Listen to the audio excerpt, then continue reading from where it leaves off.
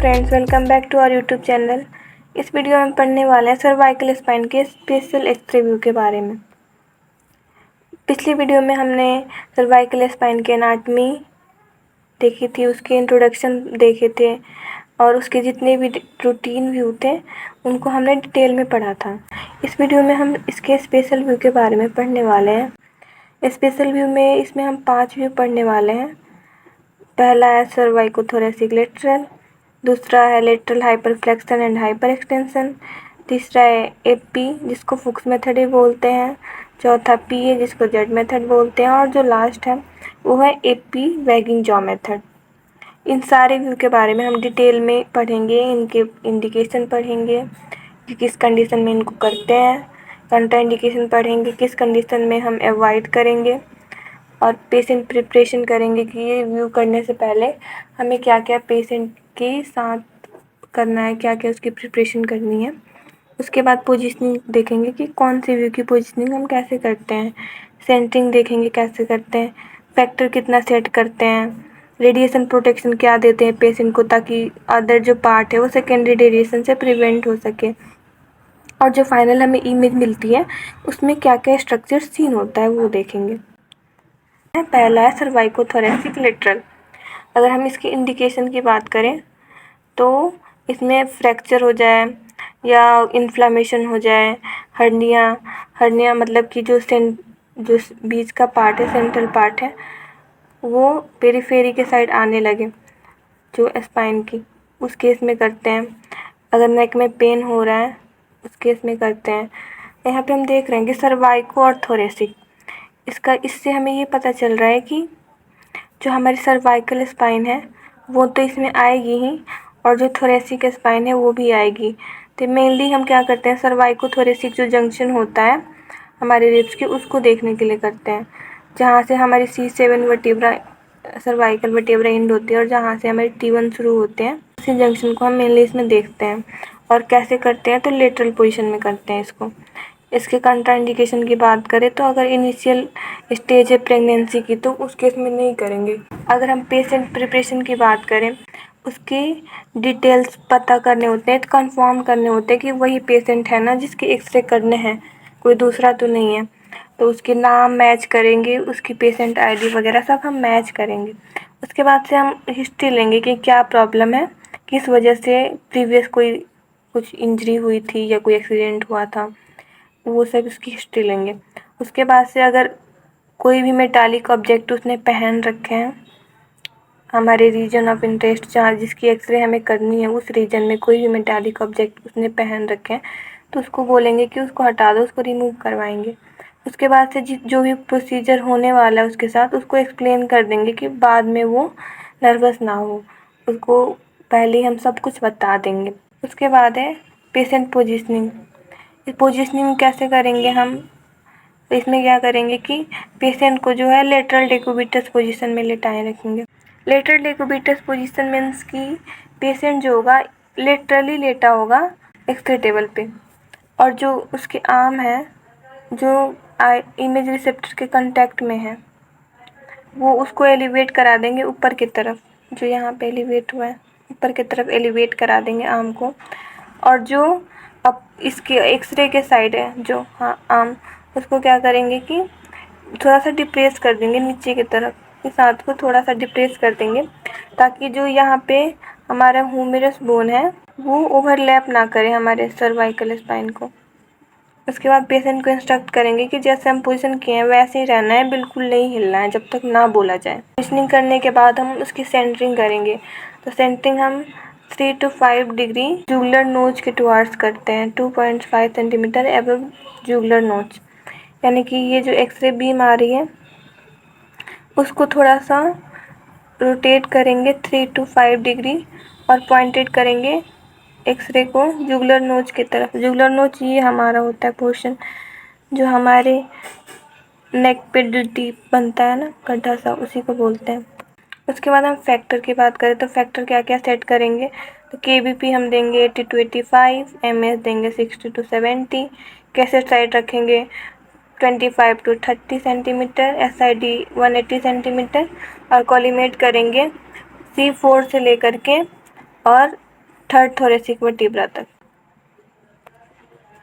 अगर radiation protection की बात करें तो क्या क्या यूज करेंगे, तो लेड का स्कर्ट दे देंगे पेशेंट को, ताकि सेकेंडरी रेडिएशन से जो उसके गोनैड्स है, जो ज़्यादा सेंसिटिव पार्ट होते हैं हमारी बॉडी के एक्सरे से, वो प्रोटेक्ट हो सके सेकेंडरी रेडिएशन से। उसके बाद है कि क्या क्या हमें स्ट्रक्चर दिखेंगे, तो अगर इस व्यू में देखें तो हमें ह्यूमरस दिखेगा। ये जो हाथ हमने ऊपर करवाए थे पेशेंट के लिए वेट करवाए थे, तो इसका ये ह्यूमरस दिखेगा यहाँ पे। उसके बाद हमें इंटरवर्टेब्रल स्पेस दिखेंगे, 2 वर्टिब्रा के बीच के स्पेस दिखेंगे, स्पाइनस प्रोसेस दिखेगा और क्लेविकल बोन दिखेगा, ये वाली क्लेविकल बोन। अब आते हैं हम दूसरे व्यू पे। दूसरे व्यू का है जो lateral hyper extension and hyper flexion. अगर इसमें हम देखें तो हाइपर एक्सटेंशन और हाइपर फ्लेक्शन टर्म का मतलब ये है कि हाइपर एक्सटेंशन मीन्स कि जो हमारे जॉइंट्स के बीच के एंगल है वो डिक्रीज हो रहे हैं, और हाइपर फ्लेक्शन मीन्स इंक्रीज हो रहे हैं।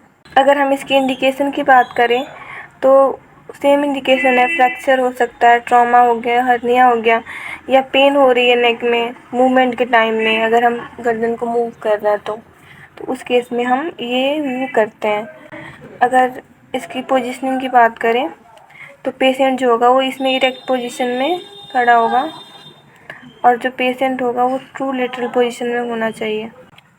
ट्रू लेटरल मीन्स कि जो मिड से लेटरल प्लेन होना चाहिए पेशेंट का, वो पैरेलल होना चाहिए इमेज रिसेप्टर के। इतना तो हम सब में करेंगे। अगर हमें एक्सटेंशन का करना है व्यू, तो उसमें क्या करेंगे, पेशेंट का जो नेक है वो एक्सटेंड कर देंगे और चिन को एलिवेट कर देंगे, ऊपर की तरफ चिन को पूरा उठा देंगे और जितना हो सके उसके नेक को एक्सटेंड कर देंगे।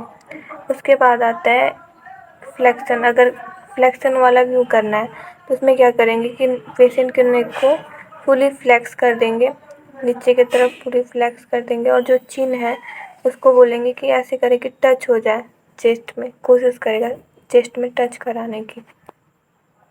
अगर सेंटरिंग को देखें तो दोनों में सेंटरिंग C4 पे ही करते हैं, 4th सर्वाइकल वर्टिब्रा पे। उसके बाद हम फैक्टर देखें तो 70 to 80, MA से 20 to 25, कैसेट साइज को रखेंगे 24 into 30 सेंटीमीटर, और SID 180 सेंटीमीटर, और कोलिमेट करेंगे सारे जितने भी वर्टिब्रा हैं वो सारे कवर होने चाहिए C1 से लेकर के C7 तक। और हमें स्ट्रक्चर्स देखें तो इसमें दिखेंगे हमारे। उसके बाद है हम तीसरी व्यू की बात करें तो AP, जिसको फुक्स मेथड भी बोलते हैं। इसमें भी इंडिकेशन वही है, फ्रैक्चर, ट्रॉमा हो गया, हर्निया हो गया, पेन हो गया, तो उस केस में करेंगे। पोजीशनिंग हम देखें तो पोजीशनिंग की बात करें तो पेशेंट जो होगा वो या तो सुपाइन पोजीशन में होगा या इरेक्ट पोजीशन में होगा, जैसे पेशेंट कंफर्टेबल है उस पोजीशन में हम उसकी एक्सरे कर सकते हैं। उसके बाद एक्सटेंड कराएंगे हम उसके नेक को, पेशेंट के नेक को फुली एक्सटेंड कराएंगे। ऐसे कराएंगे कि जो उसका ओसिपिटल रीजन है, जो उसकी ये ओसिपिटल है पीछे की जो पार्ट है ब्रेन की, वो पूरी टच हो जाए इमेज रिसेप्टर से, फुली टच हो जाए।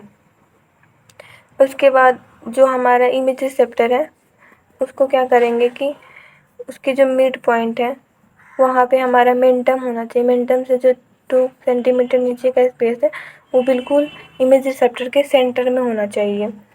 और हेड को ऐसे एडजस्ट करेंगे कि जो ऑर्बिटोमिएटल लाइन है, यहाँ देख सकते हैं जो ऑर्बिटोमिएटल लाइन है वो लाइन जो हमारे ऑर्बिट के आई के ऑर्बिट से ईयर पे टच करता है, ईयर की जो एंटीरियर पार्ट होती है उसको जो टच करता है उसको ऑर्बिटोमिएटल लाइन बोलते हैं। उससे 37 डिग्री का एंगल बनाए। उसकी सेंटरिंग की बात करें तो जो सेंट्रल ले है वो परपेंडिकुलर सेंटीमीटर नीचे करेंगे मेंटम के। जो हमारे मेंटन है, मेंटन जो चिन के जो एलिवेटेड पार्ट है उसी को बोलते हैं, उसे 2 सेंटीमीटर बिलो सेंटरिंग करेंगे परपेंडिकुलर। फैक्टर की बात करें तो KVP 65 लेंगे, MA 60 लेंगे, कैसेट साइज को 25 to 30 सेंटीमीटर रखेंगे, SID 100 सेंटीमीटर, और कोलिमेट करने के हम एपेक्स ऑफ नोज से लेकर के मेंटम तक। उसके बाद आएगा PA, जिसको जेड मेथड भी बोलते हैं। इसके इंडिकेशन भी वही है, हर्निया, ट्रॉमा और फ्रैक्चर। पोजीशनिंग की बात करें तो इसमें पेशेंट जो होगा वो प्रोन पोजीशन में होगा। जो हमने इसमें देखा था एपी फुक्स मेथड में, ये इसके सीधे अपोजिट है। इसमें बस पेशेंट जो होगा वो सुपाइन में होगा, और पीए की बात करें तो पेशेंट जो होगा इसमें प्रोन में होगा। बाकी सब कुछ इसमें सेम है।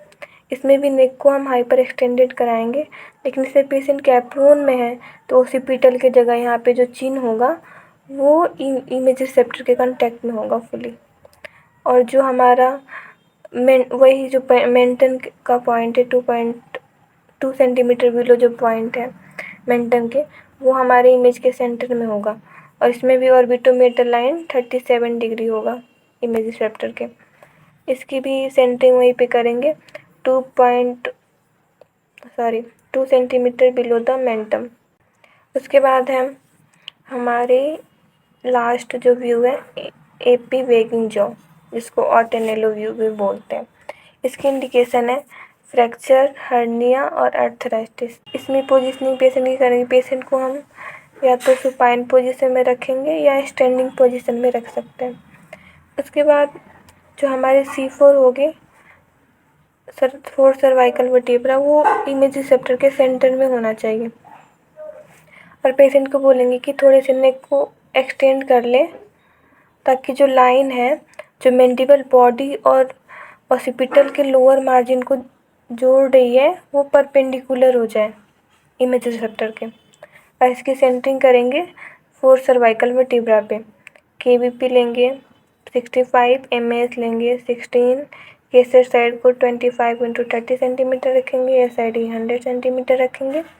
और कोलिमेट करेंगे सारे इंटायर सर्वाइकल वर्टिब्रा को और मैंडिबल को, यानी कि मैंडिबल से लेकर के और C7 तक कोलिमेट करेंगे। थैंक यू आज के लिए।